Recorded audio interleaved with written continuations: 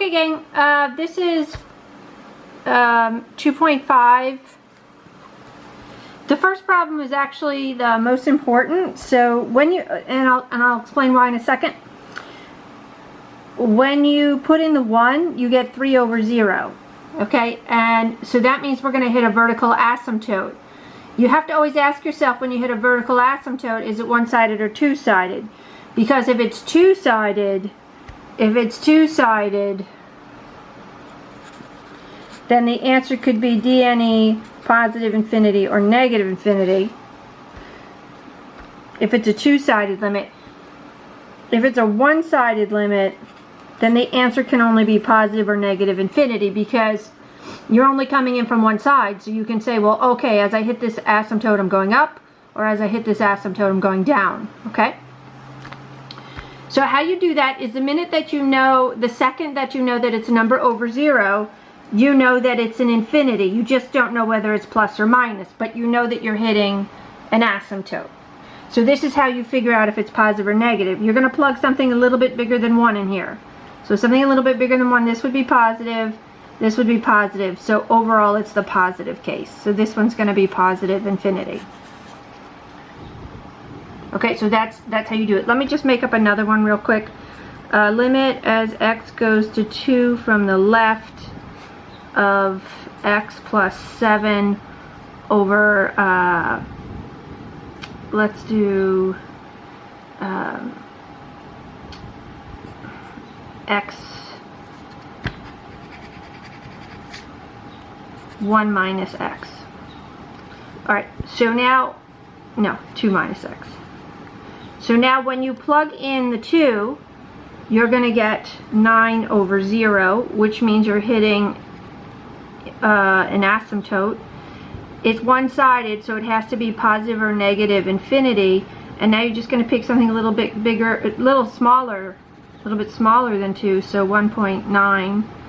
So that would make this positive, that would make this positive. So this is going to end up being positive infinity. Okay, so that's like the most important one to be able to do. This doesn't hit a VA because this would be 32 on the bottom, not 0.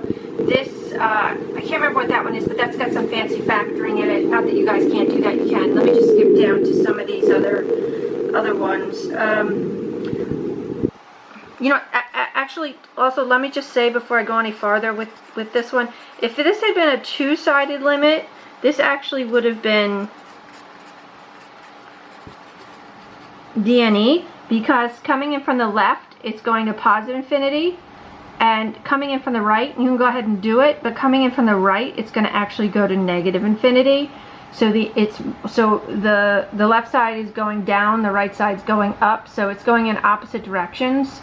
So it's going to end up being a DNE if it's two-sided. So that's what I'm saying. You have to be like real sensitive to the one-sided, two-sided, right? Because if it's coming in from the left, it's positive infinity. If it's coming in from the right, it's negative infinity. If it's coming in from both sides, it's DNE, right? There's so many different answers to like the same problem depending on if it's one-sided, which side, or two-sided. So just be extra careful about that.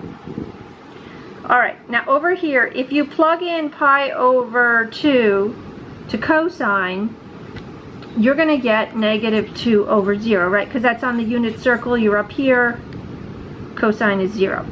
Alright, so that means you're hitting a VA. It's since it's one-sided, it has to be positive or negative infinity. Now this one, it just depends how your brain works. For some people, they're on a rotational axis, pi over 2 is here. If you're a little bigger than pi over 2, you're actually in this quadrant. And if you're in this quadrant, it's negative. So this guy is negative on top, this guy is negative on the bottom. So together, the negative over the negative make the positive. Alright, so some people use a rotational axis to figure out this is negative coming in from the right. But when we're coming in from the right, we're usually thinking of like a linear, like when it's the cosine's like stretched out, where pi over 2 is here, and you're coming in from the right side. So if you're coming in from the right side, and you're not quite at pi over 2 yet, you're below the axis, so you're negative. So it just depends if you're on a rotational axis or your brain's more linear. If you're more linear, you're hanging out over here where it's negative. All right, this one, you're going to get 0 squared minus 1 over 0. Now this is two-sided.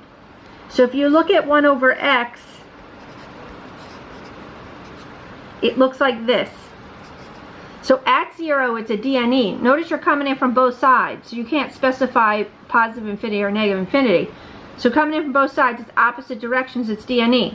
So 0 minus DNE is just DNE, right? The minute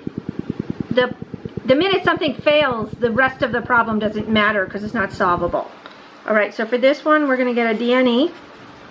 Because of this guy, it's giving us a DNE, so it doesn't matter what else is there. And now this guy, okay, this guy, it just depends how you want to do it.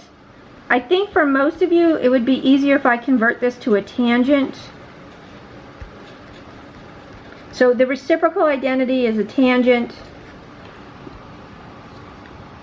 And, okay, this one isn't going to have an exciting answer. It's not from this. Not everything's going to, and if you guys remember your pre-calc, tangent of 0 is 0. So this is 0. This doesn't have a very exciting answer. If you're thinking of it in terms of cotangent, it's like as you go to 0, the bottom of the fraction is going to positive and negative infinity, so it's going to collapse to 0. Just depends how your brain is processing it. Some students will convert it into sines and cosines. I wouldn't worry so much about that one. I really want you to worry about the first three I talked about here. That's really important. All right, gang. Practice the ones in the textbook. If you get stuck, give me a holler. Catch you. Bye-bye.